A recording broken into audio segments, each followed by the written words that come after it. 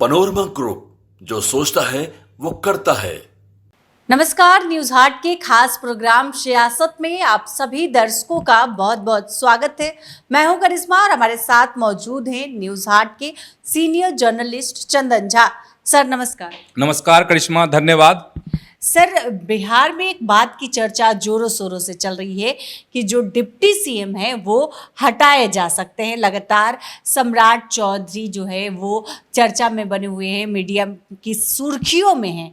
Sir, इस पर आप क्या कहेंगे? क्या लगता है, डिप्टी सीएम हटाए जाएंगे? करिश्मा, सिर्फ बिहार की ही बात नहीं है, पूरे देश में इसकी समीक्षा हो रही है। समीक्षा भाजपा इसको लेकर समीक्षा कर रही है। 2017 में एक परंपरा जो है भाजपा ने शुरू की थी। 2017 में उत्तर प्रदेश में जब भाजपा की सरकार बनी, पूर्ण बहुमत की सरकार बनी थी, जिसमें योगी आदित्यनाथ मुख्यमंत्री बनाए गए थे यूपी के, तो उस समय भी 2 डिप्टी सीएम बनाए गए थे। तो उसी तरीके से आगे जो भी सरकार बनी उसमें इस तरह के प्रयोग जो है भाजपा ने किए। लेकिन इस बार का जो लोकसभा का चुनाव है उसमें कई बिंदुओं पर समीक्षा मतलब बात चल रही है, मंथन चल रहा है।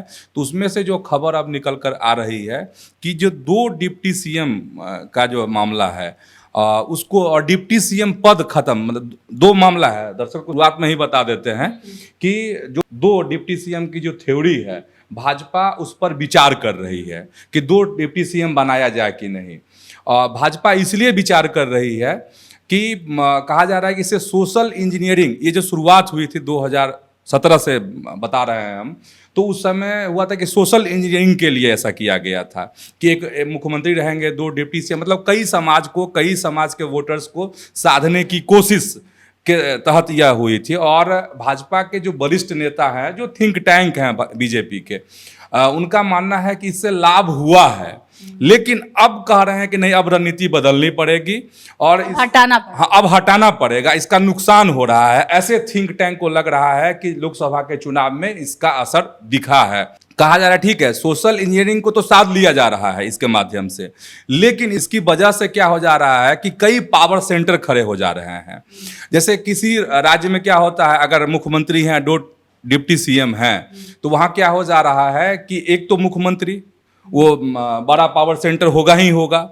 इसके बाद 2 डिप्टी सीएम, वो भी पावर सेंटर खड़ा हो जा रहा है। इसके बाद फिर से प्रदेश अध्यक्ष, उनके प्रदेश अध्यक्ष के भी समर्थक होते हैं, तो वो भी एक बड़ा पावर सेंटर हो जा रहा है। और कई पावर सेंटर होने की वजह से, ऐसा बीजेपी का मानना है कि कई पावर सेंटर होने की वजह से जो बीजेपी चाह रही थी जैसी सफलता, वो हासिल नहीं हो पाई है बीजेपी को।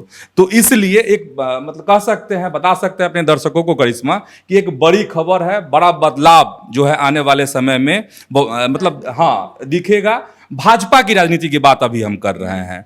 और अगर हम करिश्मा बताएं कि कहाँ पे क्या है, अगर समीकरण अगर हम बताते हैं, कहाँ उप मुख्यमंत्री कैसे कैसे इनका है, जैसे जहाँ बीजेपी की सरकार चल रही है, जैसे मध्य प्रदेश है, वहाँ मतलब 1 सीएम है, फिर 2 डिप्टी सीएम हो गए।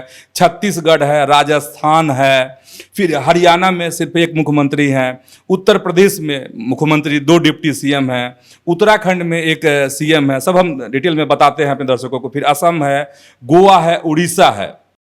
और जहां बीजेपी सरकार में सहयोगी है, मतलब एनडीए की सरकार है, उसमें महाराष्ट्र है, सिक्किम है, अरुणाचल प्रदेश है, नागालैंड है, मणिपुर है, मिजोरम है, त्रिपुरा है, मेघालय है, पुडुचेरी है। अब हम बताते हैं जहां बीजेपी की सरकार, जैसे उत्तर प्रदेश है, तो उत्तर प्रदेश में क्या है कि मुख्यमंत्री योगी आदित्यनाथ हैं, वहां पर डिप्टी सीएम केशव प्रसाद मौर्य हो गए और ब्रजेश पाठक डिप्टी सीएम हो गए। मध्य प्रदेश में मुख्यमंत्री मोहन यादव हैं, वहां पर भी डिप्टी सीएम 2 हैं। राजेंद्र शुक्ला हैं, जगदीश देवड़ा डिप्टी सीएम बनाए गए हैं। फिर छत्तीसगढ़ में हैं, वहां के मुख्यमंत्री हैं विष्णुदेव साय। फिर अरुण साव और विजय शर्मा डिप्टी सीएम हैं छत्तीसगढ़ में। राजस्थान के मुख्यमंत्री भजन लाल शर्मा हो गए, वहां भी 2 डिप्टी सीएम हैं। दिया कुमारी हैं, प्रेमचंद बैरवा वहां पर डिप्टी सीएम है। लोकसभा के साथ ही नतीजा आया है उड़ीसा का विधानसभा का, तो वहां पे मुख्यमंत्री हैं मोहन चरण मांझी। इसके बाद प्रवती परिदा जो हैं, और कनक वर्धन सिंह देव वहाँ डिप्टी सीएम हैं। जैसे हरियाणा है, वहाँ मुख्यमंत्री हैं सिर्फ, डिप्टी सीएम वहाँ दुष्यंत चौटाला थे, लेकिन वह उनकी जो पार्टी थी वो अलग हो गई अलायंस से, तो वहाँ मनोहर लाल खट्टर थे, लेकिन फिर बाद में परिवर्तन हुआ और नायाब सैनी वहाँ के मुख्यमंत्री बन गए। उत्तराखंड है, पुष्कर सिंह धामी वहाँ के मुख्यमंत्री हैं। फिर असम है, वहाँ भी डिप्टी सीएम नहीं है, सिर्फ मुख्यमंत्री हैं, हेमंत बिश्व शर्मा हैं वहाँ पर। गोवा है, प्रमोद सावंत हैं मुख्यमंत्री है, वहाँ डिप्टी सीएम नहीं है। अब थोड़ा सा डिटेल में हम दर्शकों को बताने की कोशिश कर रहे हैं। फिर जहां बीजेपी सरकार में सहयोगी है, जैसे बिहार है, भाजपा के सहयोग से सरकार चल रही है, एनडीए की सरकार चल रही है, उसमें बिहार है, महाराष्ट्र है, सिक्किम है, अरुणाचल प्रदेश है, मिजोरम है, मणिपुर है, त्रिपुरा है, मेघालय है और पुडुचेरी है। अब हम सिक्किम बता देते हैं। सिक्किम के मुख्यमंत्री जो हैं प्रेम सिंह तमांग हैं, वहाँ उप मुख्यमंत्री नहीं है। फिर नागालैंड है, नागालैंड में एनडीए की सरकार है, उसमें मुख्यमंत्री नेफ्यू रियो हैं, लेकिन वहाँ डिप्टी सीएम हैं, भाजपा के हैं यान थुंगो पैटर्न, ये भाजपा के हैं, और एक हैं टीआर जेलियान, ये वहाँ पर डिप्टी सीएम है नागालैंड में। मणिपुर में एन बीरेन सिंह मुख्यमंत्री हैं, वहाँ उप मुख्यमंत्री नहीं है। फिर मुख्यमंत्री हैं मिजोरम में लालू दू होमा, वहाँ के मुख्यमंत्री हैं। और इसके बाद त्रिपुरा में मानिक साहा जो हैं वहाँ के मुख्यमंत्री हैं। फिर पुडुचेरी के जो मुख्यमंत्री हैं वो एन रंगा स्वामी, वहाँ उप मुख्यमंत्री नहीं है। अरुणाचल प्रदेश है, अरुणाचल प्रदेश में पेमा खांडू जो हैं मुख्यमंत्री हैं, लेकिन वहाँ पर अरुणाचल प्रदेश में एक डिप्टी सीएम है, वो है चौना मीन, इनका नाम है, ये उप मुख्यमंत्री हैं वहाँ पर। मेघालय में मुख्यमंत्री हैं कॉनराड संगमा, और वहाँ पे 2 डिप्टी सीएम हैं, एक हैं प्रस्टोन तिएनसोंग और एक हैं संगयाव वालांग धर, ये डिप्टी सीएम है मेघालय में। महाराष्ट्र में सब जानते ही हैं कि एक नाथ शिंदे मुख्यमंत्री हैं, देवेंद्र फडणवीस और अजीत पवार वहाँ डिप्टी सीएम हैं।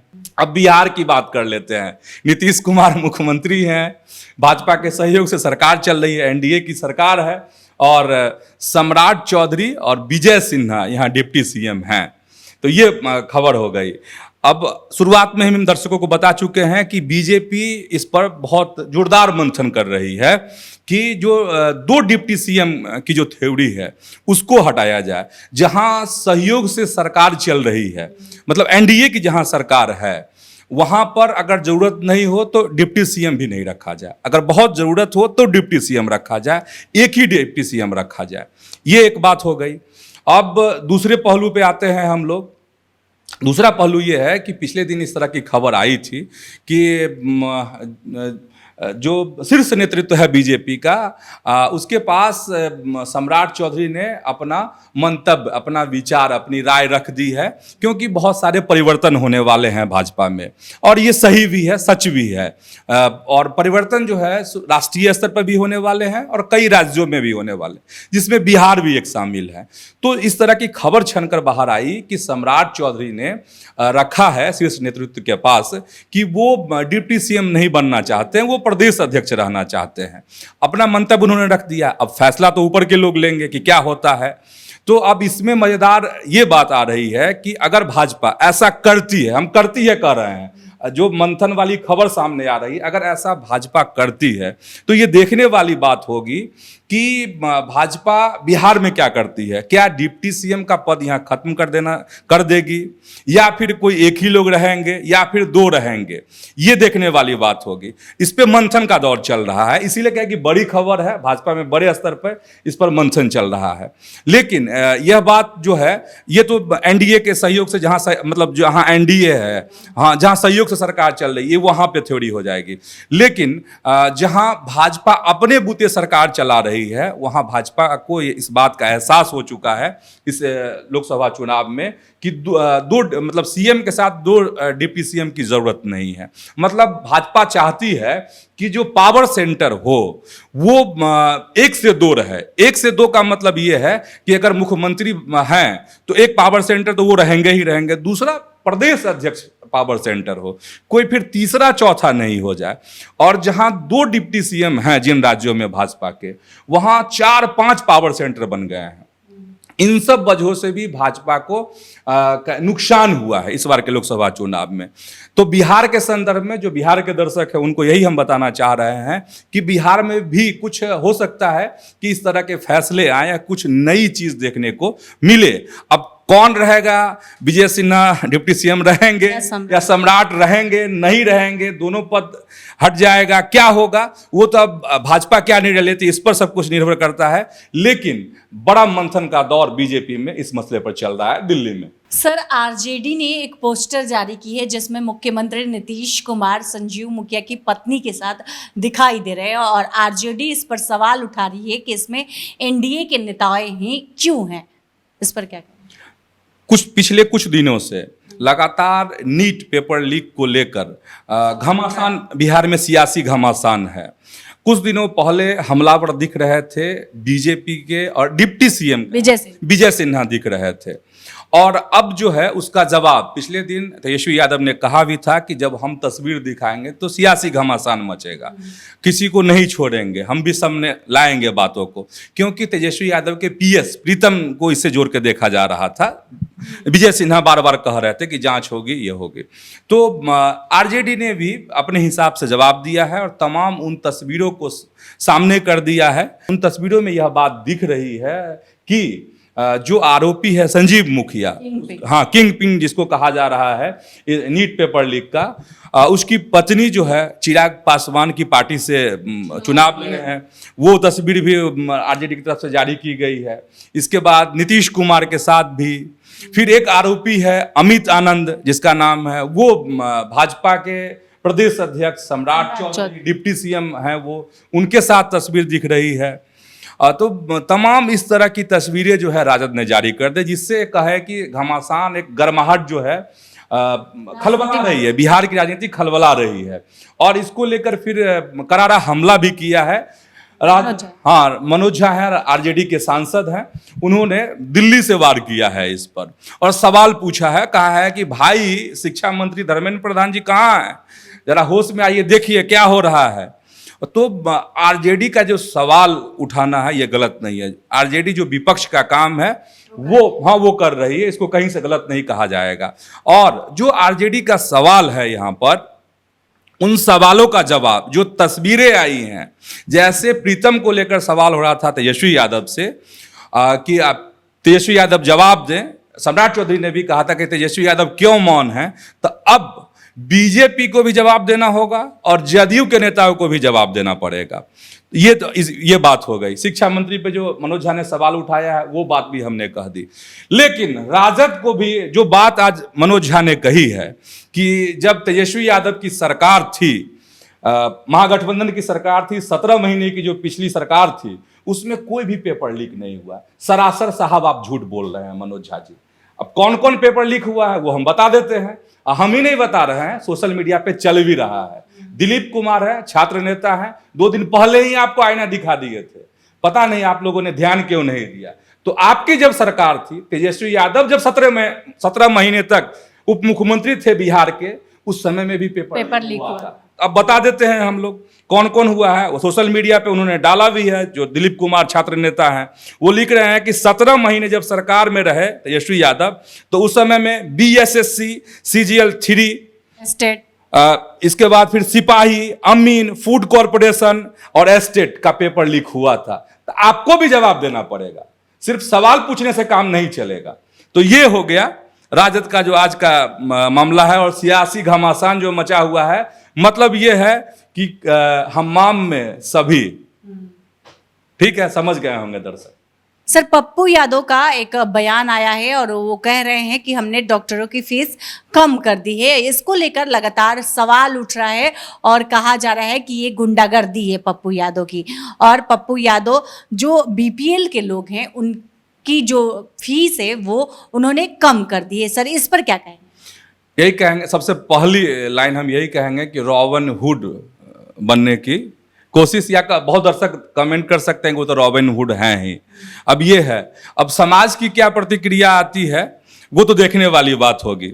लेकिन जो प्रतिक्रिया बीजेपी के प्रवक्ता डॉक्टर अजय आलोक ने दी है वो हम दर्शकों को बता देते हैं, और पप्पू यादव की जो प्रतिक्रिया उस पर आई है वो बता देते हैं। बाद बाकी समाज पर निर्भर है कि समाज क्या निर्णय लेता है। समाज ने चाहा तो वो फिर सांसद बन गए। ये लिख रहे हैं, भाजपा के प्रवक्ता हैं डॉक्टर अजय आलोक, वो लिख रहे हैं कि अखबार में छपी खबर को पोस्ट करते हुए उन्होंने लिखा है कि ये नए बाप हैं पूर्णिया के, डॉक्टर की फीस तय करेंगे। यहां बिहार में कानून का राज है, पप्पुओं का राज नहीं है। निश्चिंत होकर डॉक्टर्स अपनी सेवाएं समाज और जनता को दें। कोई पप्पू अगर हरकत करे तो प्रशासन को बताएं। ये लिख रहे हैं भाजपा के जो प्रवक्ता हैं। उसका करारा जवाब दे रहे हैं कौन? तो पप्पू यादव। और वह कह रहे हैं कि अजय आलोक जी पूर्णिया के बाप नहीं, सेवक हैं हम।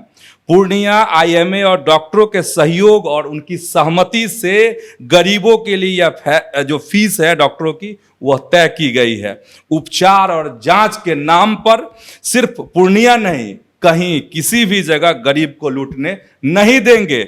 आप भी अपने हॉस्पिटल में, मतलब पप्पू यादव कह रहे हैं कि आप भी अपने हॉस्पिटल में मरीजों को खूब लूटते हैं, वह अब नहीं चलेगा। डॉक्टर अजय आलोक डॉक्टर हैं, उनका अस्पताल है पटना में, तो उसके तरफ इशारा कर रहे थे पप्पू यादव। तो ये घमासान है डॉक्टर की फीस को लेकर। और पहले भी सीवान में भी जब शहाबुद्दीन जीवित थे तो कहा जाता है कि इसी तरीके की व्यवस्था वहाँ भी लागू थी।